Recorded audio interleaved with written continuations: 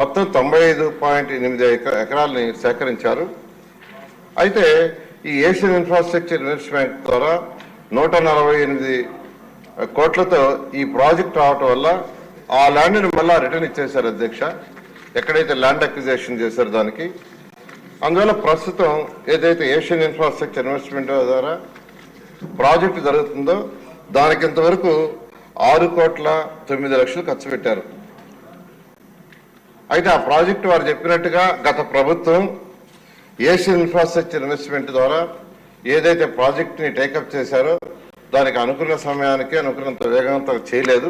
అంతేకాకుండా సభ్యులందరికీ కూడా తెలియజేస్తున్నాను, 2019 ఫిబ్రవరి నెలలో ఈ రాష్ట్రంలోని మున్సిపాలిటీల్లో అన్ని మున్సిపాలిటీస్కి వాటర్ ప్రతి ఒక్కరికి వాటర్ ఉండే విధంగా చేయటానికి 5,350 కోట్లతో 2019 ఫిబ్రవరి యాక్చువల్గా శాంక్షన్ చేయడం జరిగింది అధ్యక్ష.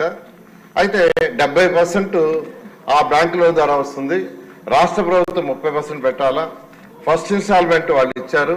ఫస్ట్ ఇన్స్టాల్మెంట్కి రాష్ట్ర ప్రభుత్వం పెట్టాల్సిన షేర్ పెట్టినందువల్ల ఆ ప్రాజెక్ట్ ఆగిపోయింది అధ్యక్ష. అయితే మళ్ళీ 5 సంవత్సరాల తర్వాత మొన్న జూలై టైం అయిపోయింది, ఆ యొక్క ప్రాజెక్ట్ క్లోజ్ అయిపోయింది. మళ్ళా కేంద్ర ప్రభుత్వానికి ముఖ్యమంత్రి గారు రాసి ఆ ప్రాజెక్టు రివైజ్ చేశారు. వాళ్ళు 4 సంవత్సరాల లోపల అది కంప్లీట్ చేసుకున్న ప్రాజెక్ట్ ఇచ్చారు.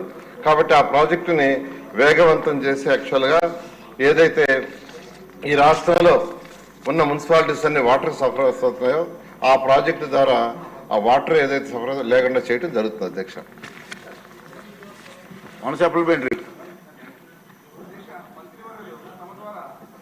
వారిని అడిగినటువంటి ప్రశ్నకు చెప్పిన దాంట్లో ఒకటి సూటిగా ఒకటి అధ్యక్ష, ఏఏబి అనేది మనం వారు చెప్పిన మాట వాస్తవం అధ్యక్ష.